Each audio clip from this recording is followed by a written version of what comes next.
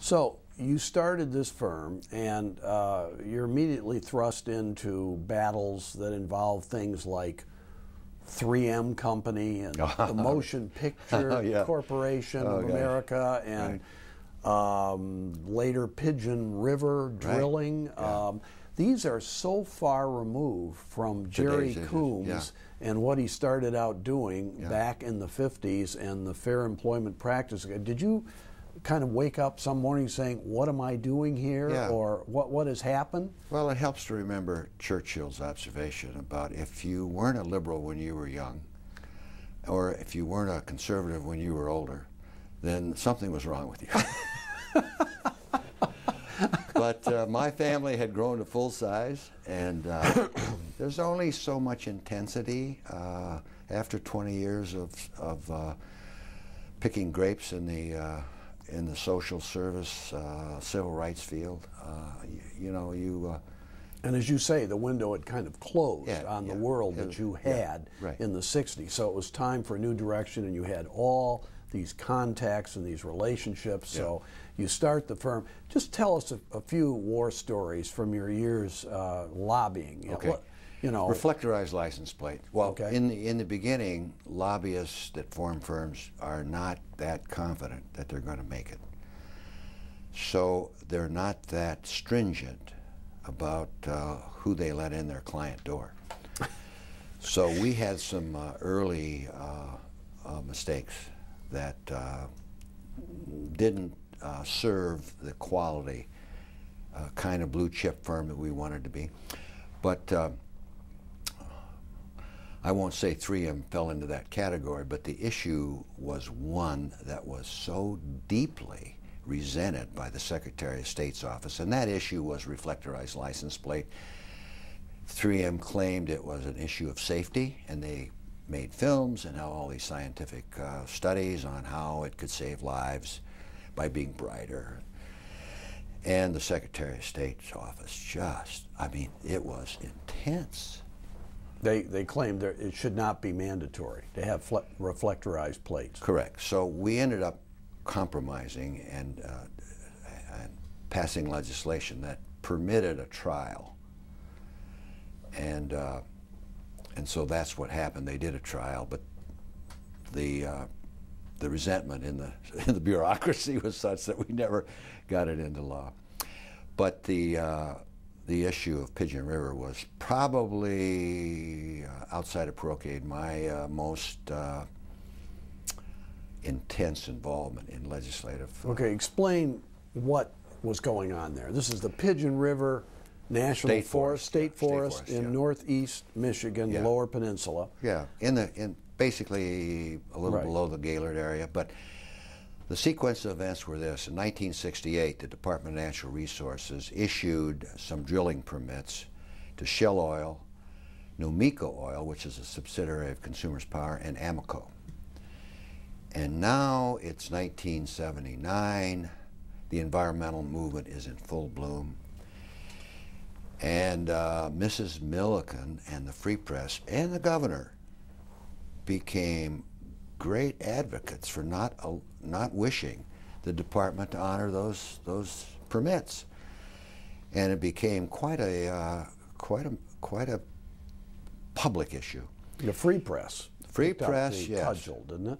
Yeah. Well, the Free Press loved the North for its employees and its staff and its editors, but it didn't like it for any resource development. I'll tell you, close the door. So no drilling by the Free Press in the pristine North. So along comes 1979, and the Iran-Iraq War is in force. Long lines at the gas stations. So if there's any time to open up drilling and to honor those permits, it's now. So I was hired to do that. Supreme Court. Hired by the Oil and Gas Association? I was hired by companies? By Shell Oil and by Nomico and by Amoco. Okay. And the Supreme Court had ruled that those DNR permits were not to be honored. It would be illegal to honor them because it would disturb the ecological environment of the Rocky Mountain elk herd, imported sometime earlier. So you have the Supreme Court, the governor, and the news media, free press, all against you. And the environmental movement, all except Tom Washington and the MUCC, and Tom Anderson, chairman of the Conservation Committee. So we start our work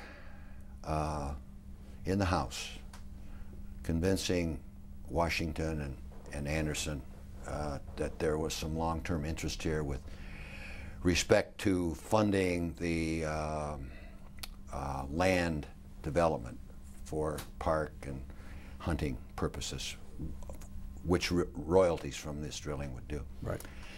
And so we basically tied that down, and then went to the Senate, and Senator Faust was a believer that the environment had somewhat changed, and agreed to put this into Senator Art Miller's Conservation Committee to avoid the Environment Committee headed by Senator John Hertel. And Hertel would have been very much against. we would have been history. So you got Faust to put it in the right committee. Well, Faust agreed to put it in the right committee, and so we opened the Senate hearing in 1980. No, yeah, 1980, with a film that Mort Neff narrated. Right. And he ended that film by saying, "And if this passes, we might be lucky enough to have the gas to drive up to Pigeon River." So it was, I don't know if ever we had opened up a Senate committee hearing with a movie, but it was Rick Cole, right, and David Hayhow, right, did that, and it worked, and we got it out of the Senate, and we went over to the House, and then we said, okay, let's sit down with the environmental movement, the governor's office, and the oil industry, and let's do this right. And out of that effort came an agreement to amend the consent agreement to allow drilling to be done, but only after extreme precautionary safeguards were put into play to protect the environment when they did drilling, and they broke new ground in doing that in Pigeon River.